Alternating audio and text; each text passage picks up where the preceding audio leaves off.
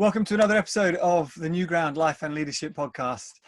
Today, I'm so excited to be joined by Dr. Kate Middleton, a Christian psychologist, regular conference speaker, author, and director of the Mind and Soul Foundation, which is an organization that seeks to equip churches and Christians on issues surrounding mental health. Kate also leads Be Headstrong, a youth mental health charity, I believe, has written 5 books covering topics such as anxiety, self-harm, and eating disorders. So Kate, as we were saying in the introduction, you are a busy lady. Kate, welcome. It's great to have you on the show. Yeah, it's brilliant to be with you. Now, I mentioned to you earlier, but in the run-up to today, I was reading a book just this morning that footnoted some of your work already. So, I've seen from the internet how busy you are with seminars and conferences that you've been doing. But we're going to be having a conversation today about the pandemic and mental health and resilience and things, and picking up as much wisdom and tips as we can. But Kate, as we kind of get into things, I'd love to just hear from you what perhaps one of your biggest things that you've learned either about yourself or leadership in the past 6 months is. Yeah, that's such an interesting question. And I've been reflecting on that a little bit recently, because this has been such a weird phase. We went into it in March. We didn't really know how long it was going to last. And now here we are. Suddenly it's practically the end of the year. How did that happen? No. And gosh, what a weird year this has been. Like, what have we learned? And I was literally praying about that earlier today, and I was remembering right at the beginning of 2020, like God really spoke to me about a passage and about a message, which was about how to hold your nerve when everything around you is chaos. And I really felt God saying, like, this is the message I want you to be teaching leaders this year. It's something for you personally as well, that this year is going to be significant. And I just think now, I look back to like January when I first felt that sense, I started praying into it, reading into it. And then when I started to teach it, and I remember a couple of key leaders sessions that I spoke on that topic, and we talked about that stuff, and talking about things like the battle for your mind, and how as leaders we wrestle with anxiety and stress and some of that sort of stuff. And me talking in beautiful naivety about the need to hold your nerve when all around you is chaos. And then we hit lockdown, and then I found out what that really meant. And I just think, gosh, that it's been such an interesting season when I just don't think anybody's ever known a session when universally as people, we've all been pushed into a space where mental and emotional health and well-being is under such pressure. And for me as a psychologist, as a leader, I think it's been a unique time and space where the things I'm speaking into for other people are also things I'm sort of frantically putting into place myself and with my own family. And I'm super aware of being in the same storm as everyone else with the same challenges. Yeah. And for us as a family, you know, it's been, like you say, it's been phenomenally busy. My daughter's like, suddenly everybody wants to hear from the psychologist. I'm like, yes, we're finally popular. So it has been really busy, but it's also been really pressured. You know, we've had seasons. My husband's a lawyer, so he's been super busy. We've been homeschooling. It's been crazy. So yeah, I think that space of just understanding, how do you hold pressure, how do you hold challenge, how do you keep calm, but also why particularly in leadership those things are such valuable and important qualities, you know, and why so much of releasing our potential and being able to hold really well what God is calling us to, what he's longing to do through us.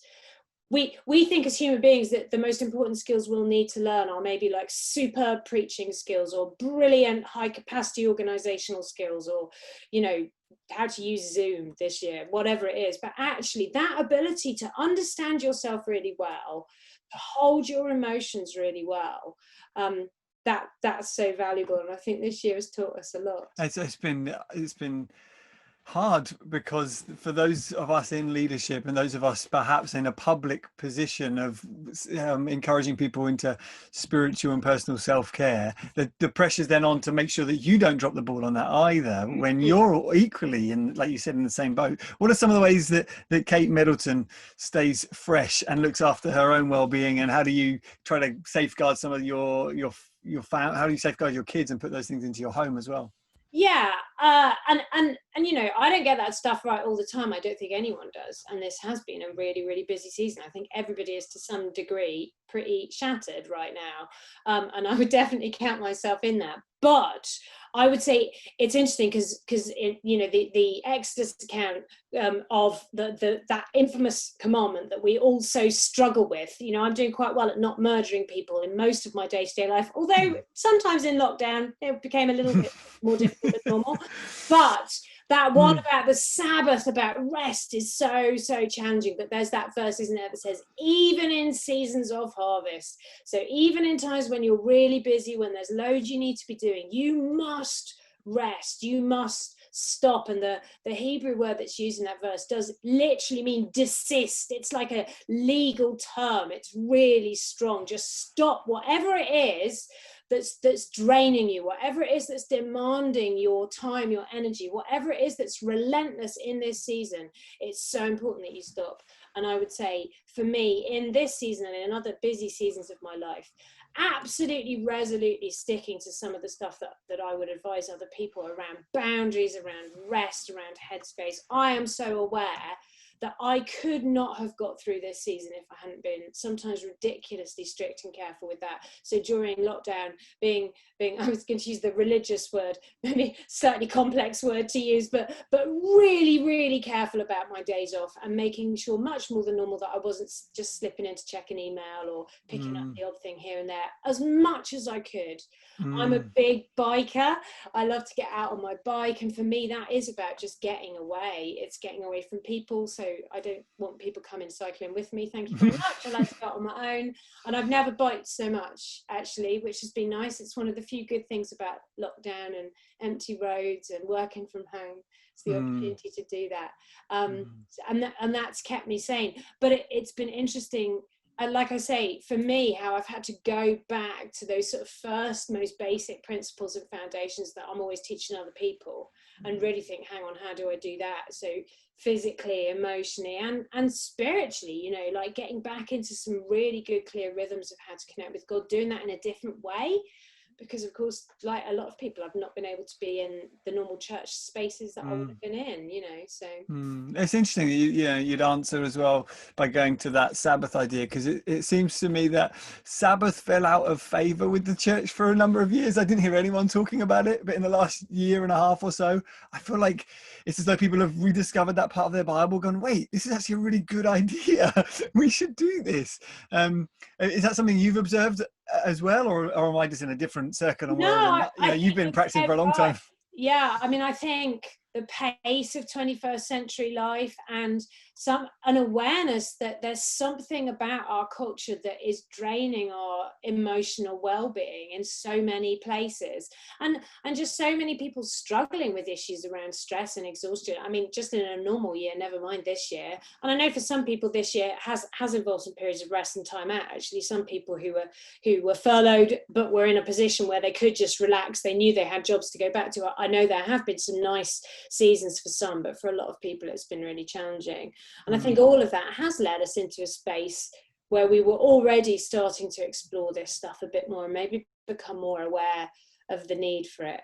And even in terms of our approach to God and to spiritual space and worship, you know, I've been seeing a lot more interest in sort of contemplative space, quiet spaces, things like mindfulness meditation, which follows in part a cultural move towards some of those things outside of the church, but also within the church. I think is a general sort of move of something of how we are as people are needing to connect with God in the culture in which we're doing our life and ministry. There's a sort of balance to that, a counteracting to it. Yeah, I think it's been interesting because over the last few years on university campuses, there's been a lot of talk about the need for creating what are called safe spaces. And although some people have spoken out against the idea of safe space, the reality is, in a society like this, where you're bombarded by information, ideas all the time, you do need places of sanctuary, don't you? And rest, and places of protection and nurture. Almost like previous generations didn't need that because they could go home. I think you said before, they could go home, shut the door, and the world is out there. Whereas now the world is inside, it's in our teenagers' bedrooms, on their phones. As a mum of teenagers, what are some of the ways that you safeguard the mental health of your children? We have, interestingly, a lot of conversations. So I think one of the main things that we need to do as parents is create some safe spaces where they can chat and discuss. I mean, one of the most important qualities that we've got to teach all kids, our kids we're leading, any kids we have influence over, is the ability to try to make good decisions themselves, and how to weigh up incredibly complex information. And our kids growing up now, they are the Google generation. They're all information is at their fingertips. In fact, like they know a lot more about most things than I do. They're generally way ahead of me in terms of information. But what's harder is how you weigh that up, how you make good decisions. Some of the tricky stuff around like fake news, like what do you trust, what don't you trust? How do you make good decisions based on what you're seeing, what you're reading? How do you balance the need to be savvy and wise with not becoming too cynical and too just mistrustful, which I think is really hard for this generation. And so for us as parents, creating spaces where they can have those conversations, and where possible, empowering them to make those decisions. So I often say to other parents, your most important phrase when you hit the teenage years is something around, how can I help you to manage this? So wherever possible, just empowering them, supporting them, but enabling them to grow independence, make good decisions. And I, as a parent, I love to do that wherever, as much as possible, if they're capable of doing things on their own, just giving them the space and the freedom to do that, to watch them grow, to watch them flourish, but loads of chatting around what they're doing, why they're doing it, reflecting on it, because this is a complex world. And I think you've talked about some of these complexities, but our world likes to push us into cultural narratives that says that there's a right or a wrong answer, that makes everything really binary. And actually our kids are sometimes just confused and bewildered by that, because the reality is most things exist in the grey space in between, and yet they're in positions where there is a right answer, and if they say the wrong thing, in air quotes, on social media or WhatsApp or whichever group they're on, then they will get torn apart for it. So there is, there's always, I think there's often a sense when I'm talking to young people around this thing of what's the right answer, in a space where there's just so much complexity. And actually what we can do therefore is create some safe spaces where they can explore that, and nobody's going to tear them apart, because they do need to bounce those things around in their heads. And there's, so many complex subjects and topics and things going on right now, both within their faith and outside of their faith. If you've got kids growing up in a faith culture and doing life in the sort of secular world, it's just doubly complex. Yeah, they are, poor kids.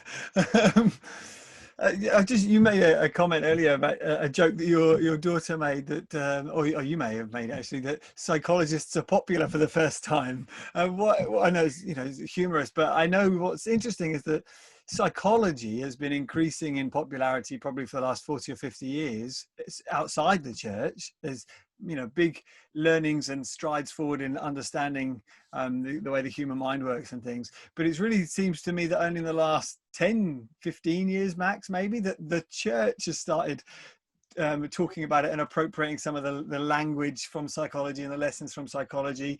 How have you as a Christian, as a psychologist, managed to straddle both worlds and try to get them talking? Have you noticed a change in the church? What's some observations you've had about culture and church? Yeah, we definitely have. So myself and my colleagues at the Mind and Soul Foundation, so we are two psychiatrists, a vicar and a psychologist, which sounds like the beginning of a joke, but actually that is the Mind and Soul Foundation. And we as a foundation have been around for, getting frighteningly close to 2 decades now, but that will age us all, so let's gloss over that. But I think in those 2 decades, we have seen that real change. And when we first met, and Rob and Will, my colleagues who founded the organization, and they met me, and then recently Chi-Chi, who's joined us, we were passionate about getting the church talking. And in those days, mental and emotional health just wasn't really a topic that was discussed in church spaces. And if you went to a conference or space like that, you maybe might get one seminar on something, but even that was unusual. And so our first decade really was spent just saying that this is important, and trying to move from a culture that would have seen those things as very separate, and even was a bit nervous about this concept of psychology and therapeutic input, and how does that fit with our reliance on God and some of those issues. And so the first decade was really about talking about some of those issues, getting the church talking and reflecting and understanding this field. And then, of course, not just in the church, but in our wider culture as well, interest in these topics did start to build, partly, sadly, because needs started to build, and we started to see so much more struggle and difficulty and distress in these areas. And really our second sort of decade in the space we're in now is much more therefore about shaping the conversation. So it's about, great, now we're talking about these issues, what does it mean to have those conversations well, to speak something that is enabling rather than disabling, and to really input a message and a story to our culture that is about what does it mean to flourish, you know, even in crazy times like this. Can we find a way that isn't just about surviving, just about getting through, but is about thriving, about doing life really well? And what does it mean to do that? And I guess for me, one of my real passions is that overlap space of what the Bible says about some of these topics that not only fits with what we know about human psychology, which is kind of exciting for me, but also adds this extra amazing dimension. You know, it's like just opening up this extra potential and possibility to our understanding of ourselves as people, what we could be, what we could do, and much more importantly, what we carry and what God can do through us. Do you... I mean, you mentioned obviously when psychology and psychiatry were learning lessons, there was a nervousness, and maybe perhaps not just a nervousness, but a sense of pastors and Bible teachers just didn't know the things that psychologists and psychiatrists knew, so they couldn't teach them. And but there's also a fear because it's new and it's extra biblical. Is there areas where you think there is, like you said, there's overlap? Where are some of the areas where actually as a Christian and as a psychologist, you think we're right to kind of try to make sure we don't cross that boundary? Where are some of the boundaries and fences? Or is that even the wrong way of looking at this, that we shouldn't be approaching this with fear and concern, but embracing as much of the learnings as we can, like we would with other sciences? Yeah, I mean, I definitely don't think that we should be approaching it with fear. I think we can equip ourselves and resource ourselves with good understanding. And then we can approach it with wisdom. And that does mean wisdom about what we can do, what we can't do as church leaders or as people offering pastoral support or friendship, depending on where you're coming at these things from, in a church sort of space or in a community space. You know, so many churches are working on the front line in their local communities and just engaging with people on a day-to-day basis as friendship spaces, as mentoring spaces, as support spaces. And in all those spaces, to have good knowledge and understanding around mental and emotional health is really important. You know, the reality is our local NHS mental health services are mostly staffed with amazing dedicated people, but they are massively under-resourced and under huge pressure. And again, that was before the pandemic. So as the thresholds at which they're able to provide really good treatment input are raised just because of that pressure, this space in the community where there is need, that does become bigger.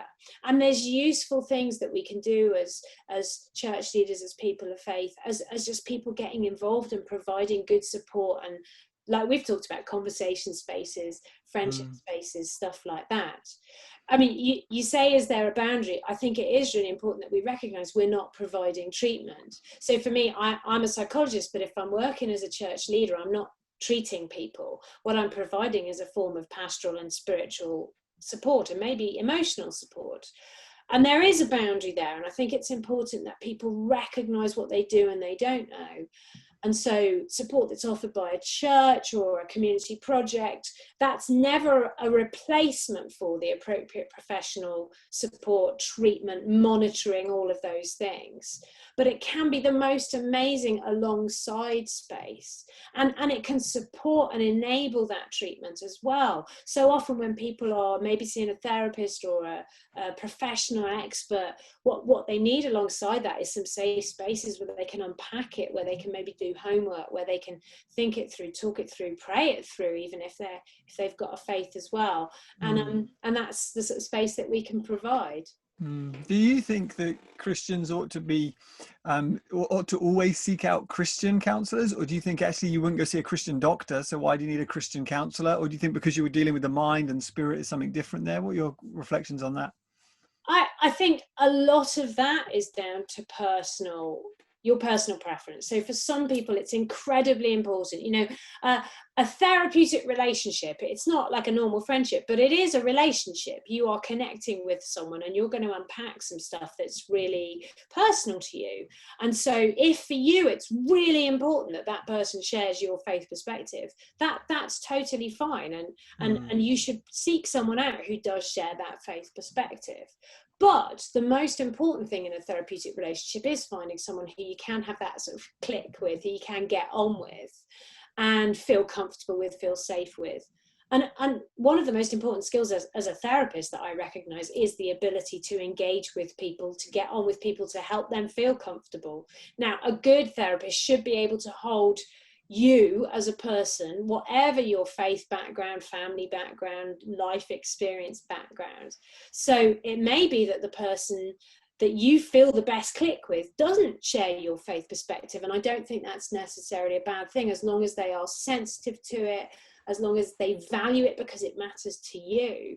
I mean, I've had some experience working with individuals who are seeing therapists who don't share their Christian faith, who have made the most amazingly astute comments about this God who, as from what I understand, wouldn't God want you to feel this, or and that have been absolutely brilliant. So I definitely wouldn't write off secular therapists. And I think there's always a space for, as I say, that kind of parallel support space, where if you're seeing a secular therapist, because a lot of experts in their field, particularly if you're struggling with a more complex or more serious mental health problem, the reality is you're just not going to be able to pick and choose like that, and you're going to need more than a Christian counselor. And you may be able to find a professional who shares your faith, but you may not. And so seeing someone who has a secular expertise, but also finding a space where you can meet with someone to regularly and intentionally pray through that therapeutic space, that can be tremendously valuable. And I think we shouldn't limit God. We shouldn't put boxes around him. And God's able to work through all kinds of different combinations of support for you. Yeah, absolutely. I love Francis Schaeffer's comment about all truth belongs to God, or all truth is God's truth. Actually, as Christians, probably need a more holistic reading and understanding, appreciation of God's world, rather than boxing it, like you say. Well, let's come on to talk, I guess, more specifically about the rise in mental health disorders over the last few years, but particularly over the pandemic. Do you have any? We hear it a lot. Certainly the lockdown has been hugely detrimental to people's mental health and personal well-being. Do you have any sense of the scale that we're talking, the statistics out there on how many people are suffering mental health disorders? Well, it's an interesting question, and to some degree the answer depends on your definitions, doesn't it? Now, what we've seen is a season that universally has challenged our mental and emotional well-being. But in a way, the question that you've just asked reveals a bit of a problem in terms of how we think about mental and emotional well-being, because we tend to think of it too much as a sort of two-box model. So we think, again, we try and think of it as binary. We're either well or we're ill, and there's no space in between. And hopefully we spend most of our life in the well box, but occasionally something crazy happens, like global pandemic. And if we're unlucky, it puts enough pressure on it that one day, pop, we sort of quantum leap from one box into the other and become ill. And the risk is that if that's our model, we don't engage, we don't do anything about our mental health until we hit crisis and become really what we would then call unwell, because something feels dramatically different enough or bad enough that we would now put ourselves in that ill box. And the reality is, of course, it's a line. We all have mental and emotional health like we all have physical health, and life pushes us up and down that line. And a season like the one we've been in has probably pushed us all down a bit.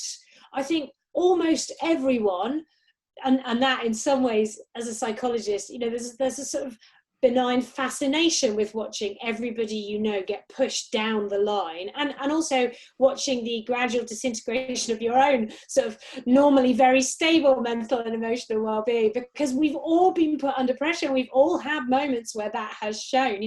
I had to confess to my family mid-lockdown when it became apparent that our Alexa was broken, and there was a mystery as to why this had happened, but on a slightly pressured day, I had come in to grab a coffee, whilst in my defense juggling many different pressures and things going on, and I had said, Alexa, please play the radio, and Alexa, having trouble as usual with our internet connection, had just said, I'm sorry, I'm not able to do that right now. And in a moment of manners, I picked it up and slammed it down on the work counter and broke it.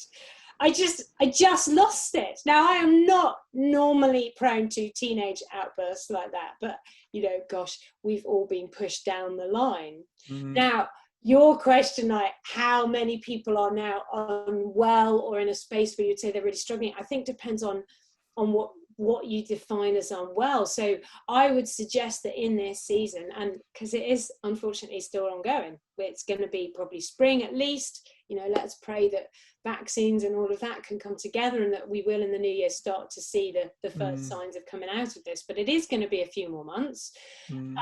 We should be putting things into place right away, not waiting till we become really ill. But I've been doing stuff every day for 8 months now that are designed to try and keep me treading water, keep me going through a difficult season, keeping my kids going, keeping my family going.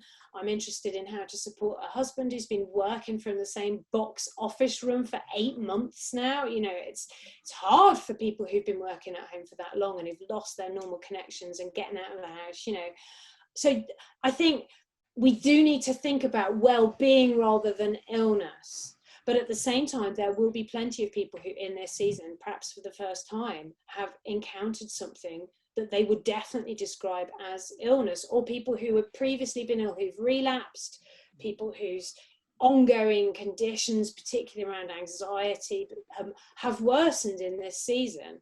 And it's difficult to put exact figures on that. I mean, there are some things which have been so hugely common. So sleep is a really interesting one. When we went into lockdown, the rates of people struggling with sleep issues and around insomnia absolutely rocketed, probably because of the raise in everybody's stress levels. Now, would we define all of those as having an ongoing illness?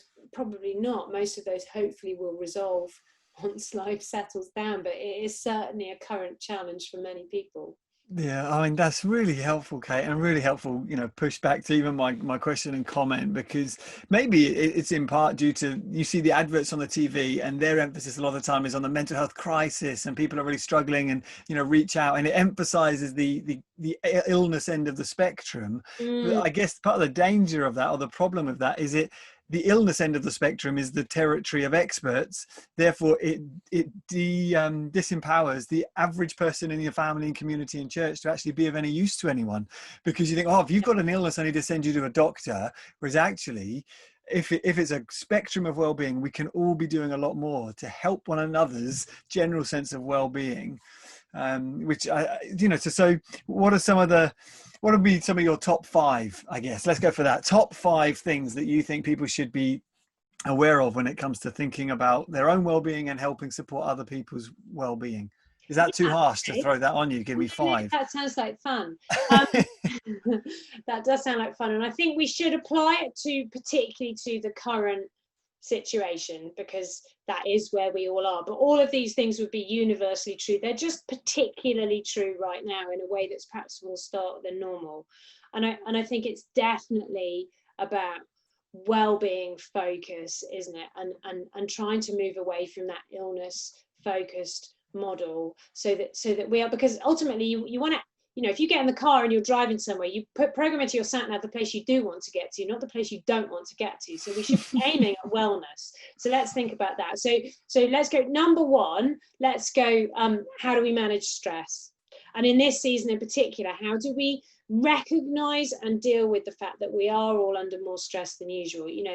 This has been such, I don't want to use the dreadful unprecedented word, but it has been that, because of how it's knocked out everything about normal life, and your brain uses routine and rhythm to keep the demand on it low, because most of our everyday life in a normal year is done on automatic pilot. It's Monday, you do what you do on Mondays. It's Wednesday, you do what you do on Wednesdays. And I don't think we've ever had a season before where everything in life just vanished. And literally none of those usual handholds were there. It's like climbing a wall and suddenly all of your handholds are gone and the wall's a different shape. And all of that requires a lot more work from your brain. And we tend to think of stress as distress. And if I'm not distressed, then why am I feeling stressed? But stress is anything that requires work from your brain. So in this season, whether you were distressed by it or not, and some people were managing a lot more distress than usual, but your stress level did go up. And because we do all have this sort of crisis level, this overwhelm point where even at a brain level, your capacity to cope with everything life is throwing at you in that moment starts to get overwhelmed. You literally start to feel like you're going under. That matters. So many of us have been living on the edge of overwhelm now for like 8 months. And when you're there, you know, it's like waves in a pool. If your baseline's nice and low, a little wave, a little challenge of everyday life, like your Alexa not working, say, it's fine, you can manage that. But if you're right on the edge of overwhelm, a little wave like that feels like a massive deal. And emotions like anxiety and frustration are on the same physiological system. So a population of people living on the edge of overwhelm means a population of people who are constantly on the edge of either freaking out or losing it. And we've all become very prickly, we've become very reactive, so there's more conflict around, more anxiety around. That raises stress levels even more. So managing stress well is about your rhythm, your routine. And in pandemic life, that's about trying to find one, trying to roll with whatever the latest set of changes are. You know, it feels like you've just got into one rhythm and everything goes up in the air again, but trying to keep stepping stones in the sort of river of life where you can. This is what I do on my Wednesdays, this is what I do on my Saturdays, keeping to the same rhythms and routines as much as you can, but also about rest. And it is about, if not literal sabbath, but what do you do and when do you do it to rest regularly, because that's like dropping your stress level. Because so much of life's challenge you will deal with better if you're not on the edge of overwhelm. And recognizing it, you know, just thinking now is not a good time for me to respond to that email, because if I respond right now when I'm in the overwhelm zone, I am going to send something I'm probably going to regret tomorrow. So going away, going for a walk, going for a ride, having a cuppa before you do that, so you're dropping out of that zone. So that's my number one. Number one. I used my time up on number one. Sorry? Did I use all your time up? No. We'll get. It's interesting that you say about stress, because, you know, I know, for example, part of my weekly routine has become to turn my phone off for 24 hours a week. And I can feel my brain just ease up a bit when I know that I can't be contacted. It's not even that I will, you know, it's not even that I'm really busy, but to suddenly know, your brain just loosens. It's like, welcome back to reality. So number one is stress. Be aware of your stress levels and monitor that. Get lots of rest, relaxation. Very good. Next one. So let's go negative emotions then, and sort of the need to manage and process those. And again, I think that's always part of life, but particularly in this season. And there's probably 3 particular bad guys that we've all probably been dealing with to some degree, greater or lesser extent. And that's loss, anxiety and frustration, which has already come up. But so loss, I just think because it's been everywhere and because it's a particularly tricky emotion, we don't like it as human beings. Emotions are most difficult for us as people when we don't really want to be having them, because part of our instinct therefore is to suppress them and try not to have them, which is a good short-term strategy and is part of adult emotional maturity. You know, you can't just be acting and reacting all over the place everywhere like a toddler. That wouldn't work. But if that's your only strategy to deal with an emotion, you're going to hit problems, because the job of an emotion is to grab your attention. It's your brain's way of saying, this needs you to do something with it. And so emotions that we don't like are difficult, and loss, pain, distress, we'd rather not have them. And I think in this season in particular, whether it is grief, because so many people have dealt with grief in this season, either unfortunately because of COVID and loss of loved ones through that awful virus, or because of just the normal grief passages that people encounter in any year, but in this year that's so much more complicated without the normal human rituals, without the ability to share a hug with people or even have a funeral. We're seeing what we call complicated grief, which makes it sound a bit high maintenance. It just means grief that lasts longer and is more difficult to manage and where you don't feel like you're able to move on. We're seeing rates of that go up. But also wider loss, loss of your routine, loss for teenagers and young people of significant life moments, or significant points that they're not going to get again. I mean, who would have thought that teenagers would ever complain about not being able to do A levels? But then you sit and think about it and think, actually, no, that does really suck. Like, you never got that chance to prove yourself. And I think there are some things like that will trigger loss, and a lot of us are trying to keep going with some of these things in the background, and we do need to figure out a way to allow ourselves to express them. As a culture in the UK, we're not super expressive with our emotions. Some cultures are more expressive, and it's interesting to reflect on that, isn't it?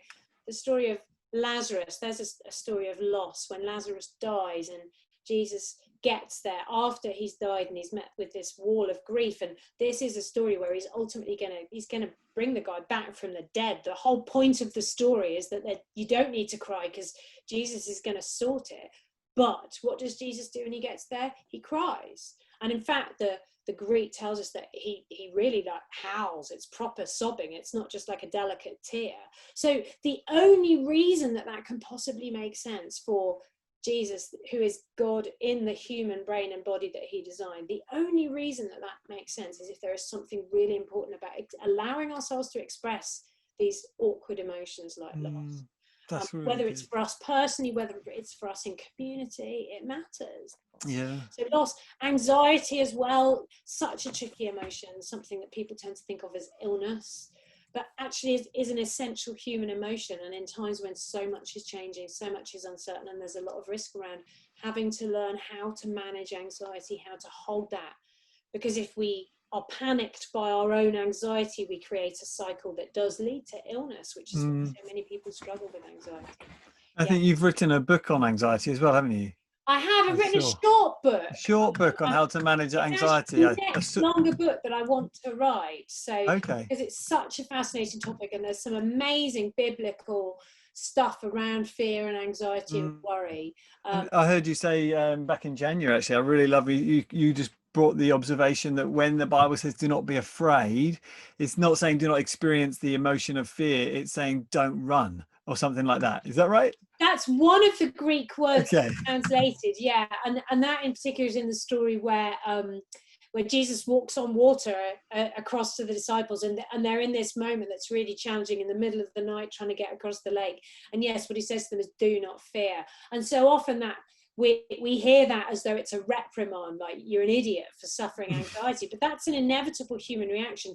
Actually, the word that's used there is a very specific one that refers to that overwhelmed space where fear becomes panic. It becomes you feeling like, I can't cope with this, I can't do it, the only thing I can do is run. And that's what he's saying they don't need to feel. So yeah, feel anxious because you're in a tight spot, but what you don't need to do is freak out. You don't need to feel like you're going to drown here. And of course, in that story, he's saying the ultimate reason is because he's with them. He's got this. He's got them, and that's powerful. Oh yeah, there's so much great stuff. Yeah, there is. That's brilliant. I know you've also commented before on the importance of lament for the Christian and lament for the church, almost to rediscover the significance of that. Perhaps in a season like this, you said earlier about churches leaning into contemplative styles of worship that seems at the very least, it seems to allow us as charismatic, gospel-centered churches to recognize not every Sunday needs to be really happy. Not every Sunday needs to be swinging from chandeliers. Sometimes we just need to breathe, allow some space, allow our brains to just recognize the negative emotions we're experiencing and try to bring them to the foot of the cross. Well, it's interesting. And so if negative emotions and expressing was my number 2, I think number 3 would be about processing and peace and headspace.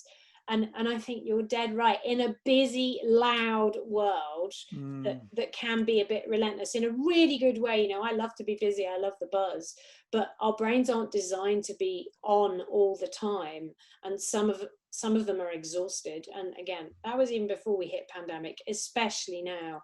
And so, alongside those emotions, the job of an emotion is to grab your attention, and it grabs your attention because there's something there that you need to figure out, and that's the need to process.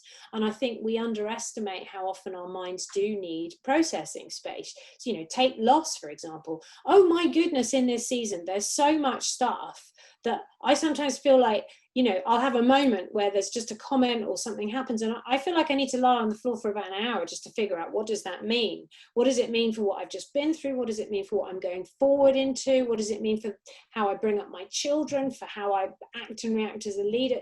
There are so many things here that are massive because they've questioned foundational beliefs that we have about the world, about ourselves, about life, its predictability, its security. We need processing space, but we need it all the time. Whenever something has changed, whenever something's gone on, and it could be good stuff. Maybe you just got married, maybe you just had your first baby or your second baby, or maybe you just retired, or you changed jobs, or you're praying into a calling, or whatever it is. You need processing space, and sometimes we do just need things to stop. And I think the skill of doing that is one that increasingly we're having to deliberately learn, because now we've got phones and stuff. We don't ever have empty space anymore, do we? I mean, I don't. No. I've always got something I could do, read, emails to answer, Twitter accounts to, browse. There's always something. So actually the practice of creating space is something we've suddenly had to practice. And so that's really interesting. Yeah, the experience of boredom is not one that we often have. We run from it because boredom is crushing, and it's anxiety inducing a lot of the time. But I think that unhurried, I don't know what I'm going to do, I've got nothing to do, that's okay. Learn it. I think Pascal talks about our main problem is that we can't sit alone in our room with our thoughts, can we? We find that crushing, and this terrifying. Is terrifying. Yeah. People find that terrifying, the idea they might be on their own with their own thoughts. Yeah. How much of that, this is a slight tangent, we'll go with it though, the concept of the need for us to feel as though we have a genuine reason for being, a purpose to get us going. You talk about the loss of routine, but certainly for a lot of us, to be told you're a non-essential service, for a lot of people, like, what? Non-essential? I've devoted my life to this. You're telling me I'm non-essential. That robs people of some dignity. How much, as a psychologist, would you say having a sense of purpose and meaning is an important part of someone's well-being? Yeah, I mean that's a really valuable point. I think our productivity, in the sense that we're having an impact on the world, is really, really important, and alongside that, control as well. Actually, I mean, people joke about some of us, I won't mention any names, but they will joke about some of us being control freaks. But the reality is we're all control freaks. If you look at the Genesis story, God creates the world, and that story is all about the balance between order and disorder, chaos and order, and God holding the balance between those two things, bringing beauty and creativity out of disorder and chaos. And then what he does is he puts human beings in charge, and he says, right, now it's over to you. Hold that balance, subdue the earth, literally meaning keep that balance. And it's interesting when we look at a season like this about how sometimes our actions and decisions as humans do feel like they enable chaos to bubble back up from within creation, But I think that it is intrinsic in our creation as human beings, reflecting the nature of God, that we do need to feel like we have control, like we have influence, like we have agency. We talk about agency, don't we? That's so you can make decisions about your own life. That's what's so weird about this season. Like you get that phone call from Track or Trace, and suddenly in a moment, in a split second, you lose all agency over your life. And I've heard so many people saying, like, why was I so upset?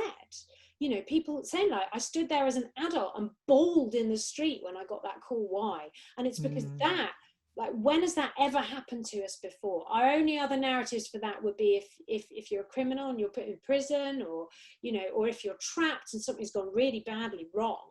So we've had to design whole new narratives to understand this stuff. And one of the practical tips and tricks that I've been using to help people get through just lockdown in general, but particularly isolation, is what can you do to regain a sense of productivity, purpose, feeling like you're getting somewhere.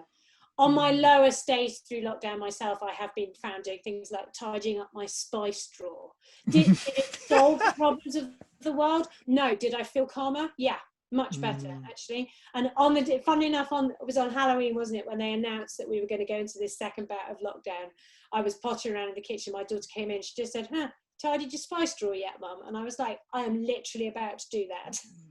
Because it does help us feel more in control. Yeah, I think that's one of Jordan Peterson's 12 rules for life, isn't it? Tidy your bedroom, or make your bed, something like that. So we've got things like that, and I think making sure that you notice them.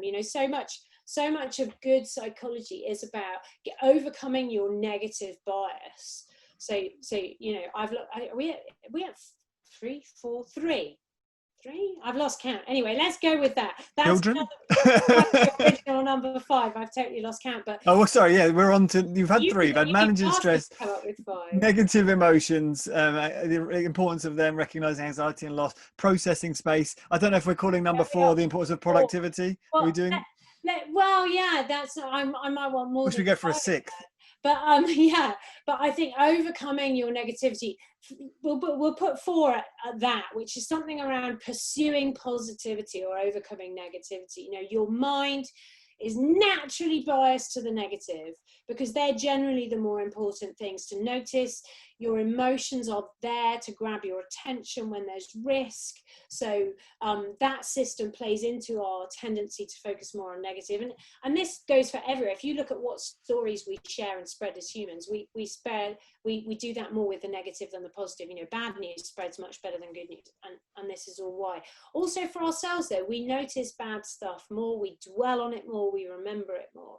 So overcoming that tendency and pursuing positive stuff, things that make us feel good, things that trigger positive emotion, and making sure that we dwell on them, that when we experience those things like little flickers of light, the sun coming out on a dull day, that we notice them, that psychologists call it savoring, that we pause in those moments and really get the value out of them, like squeezing the juice out of an orange. Don't just take the top bit, squeeze every last bit out.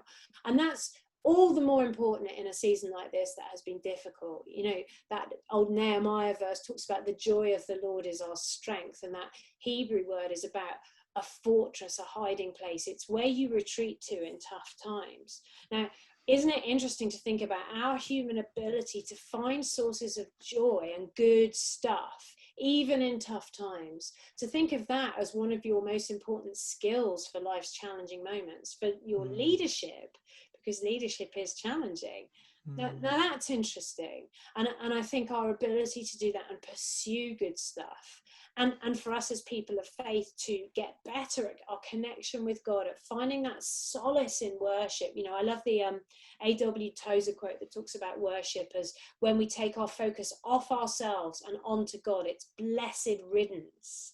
In life's tough times, we have such an amazing gift in our faith and relationship with God that we always have a source of joy that is bigger, better, brighter than whatever rubbish life is throwing at us right now.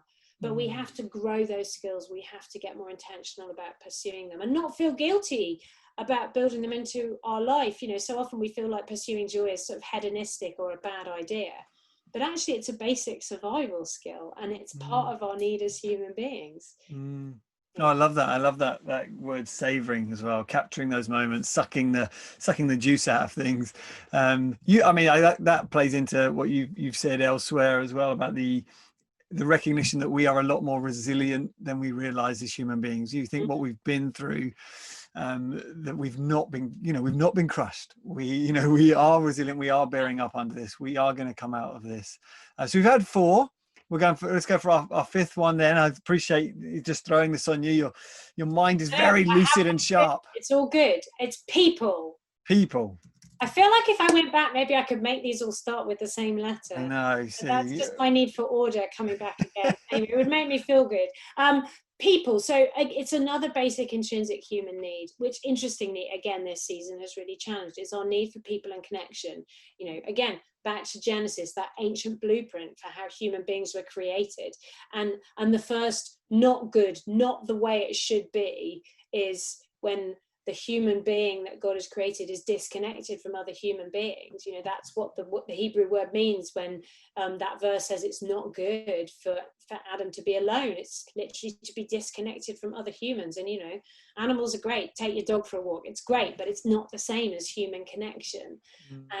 And that is an intrinsic need. But again, it's one that in our culture has become such a huge challenge to so many people, and something that maybe in more ancient times when we lived more communally, and when our time was less pressed and we were less bombarded and less exhausted, we did that stuff instinctively. But now we need to do it intentionally, and generations, particularly probably the ones certainly under mine, but including my own, are struggling with this, what you might have thought of as basic human skills around how to form friendship, how to sustain friendship, how to deepen friendship, how to enable yourself to be vulnerable with friends. You know, these are skills that are becoming quite difficult for so many people. And in a season that then suddenly said, well, this is fun, let's take all your friends and let's then stop you from seeing any of them, let's throw them all online. That has challenged almost all of us in terms of how we do friendship, which friendships are most valuable, what we gain from the different friendship spaces that we're in. And there's a whole wealth of fascinating stuff that we can learn from that. One of the things I've found most challenging, I guess, as a pastor, is watching how people have responded on that people front.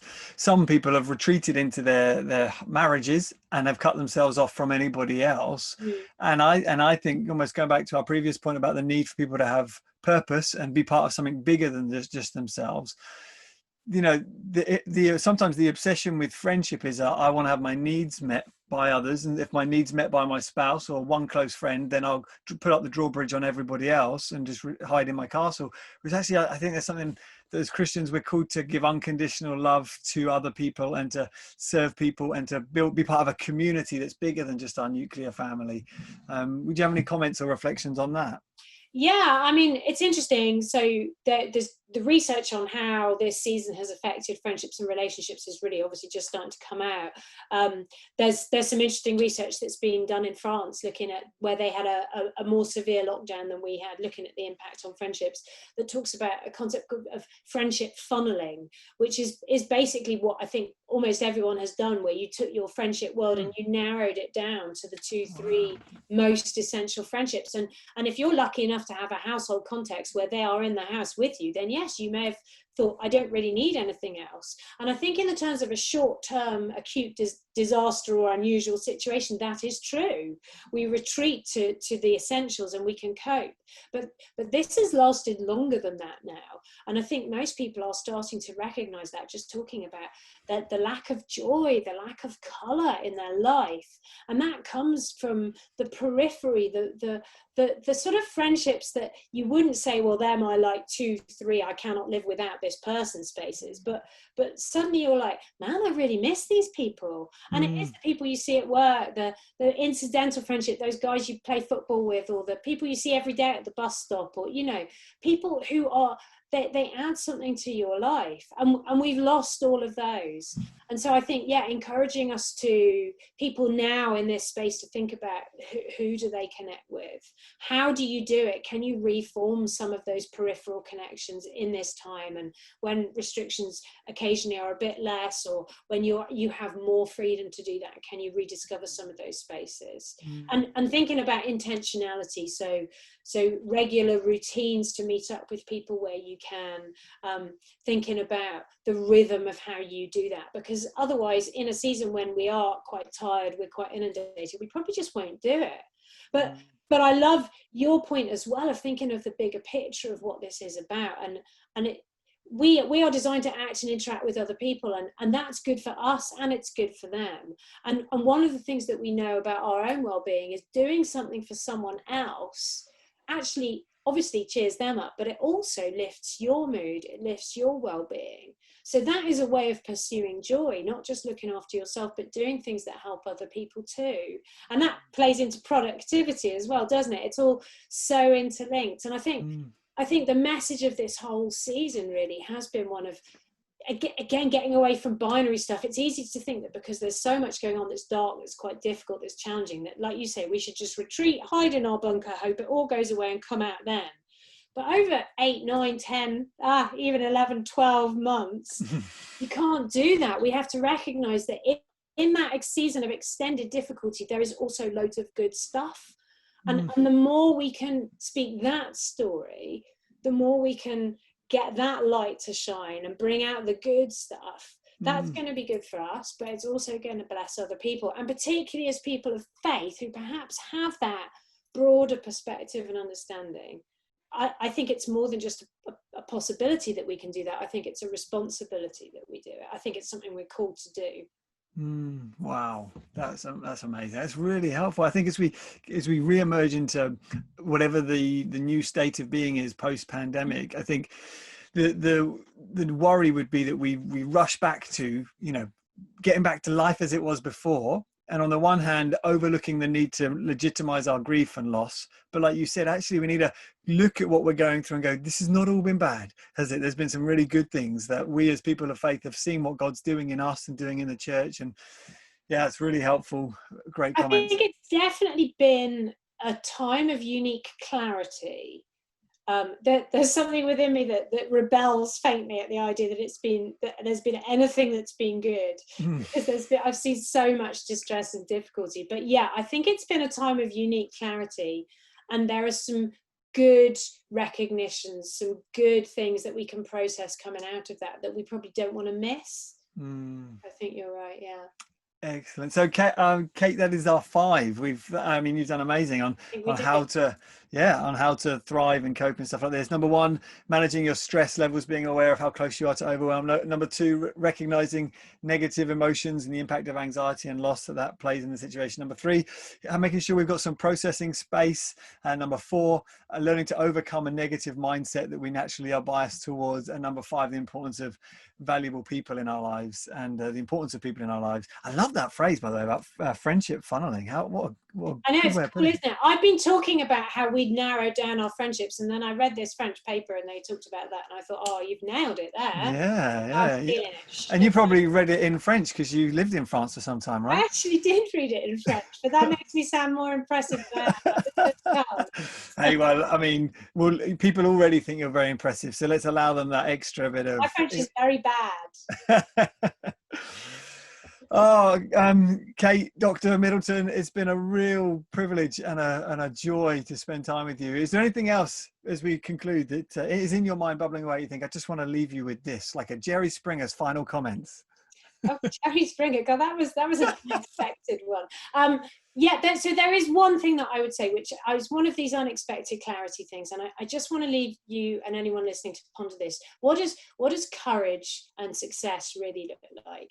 Because I think in a season like this, when we're talking about resilience, leadership, any of these topics, what we think is superhuman, because that's what our culture says. You're supposed to get it all right all the time. You're supposed to be flipping brilliant. You are supposed to speak like 6 languages, read all the books, never sleep, never get anything wrong, be super impressive.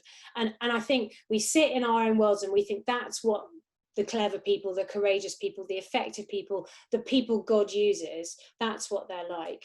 And I just want to say, one of the moments of clarity that we need to recognize from this season is that actually that's not true. Courage and effectiveness and what it means to carry God well and good things well is about being willing to step out in your vulnerability. As human beings, there have been no superhumans in this crisis. We have all been humans. Like Boris got COVID, didn't he? And all the frontline workers, they're not superhumans either. They're exhausted. They've been doing their best under difficult situations. We must recognize our leaders are not superheroes, and we are not ourselves either. And sometimes courage looks like lying on the floor for a bit and sobbing and then getting up again to keep doing it, because that's what we do. And the biblical story about how God's power is best expressed on this earth is not one of us needing to make ourselves super brilliant, superhuman, super perfect. It is about our willingness to step out as limited, vulnerable, frail human beings and see what God does when we say, okay, use me, when we can hold the stress and the anxiety and the difficulty and say, do you know what, I haven't got this all figured out, and I'm struggling myself, but for what it's worth, I'm here. And that, I think, is one of the things that we can reflect on, we can ponder on, because maybe if we can grasp that, we can release more of what God could do through us. And that ultimately is what the kingdom of heaven on earth is about. It's about God being able to act through normal, messed up people like me, like you, like everybody who's listening. So that would be an exciting thing for us all to learn coming out of this, I think. Beautiful. Thank you so much. That means that even if you do break your Alexa in anger, God can still use you. Absolutely. Wonderful. Oh, not the Alexa though. You might need to get that fixed. Thank you so much for your time. It's been lovely to be together.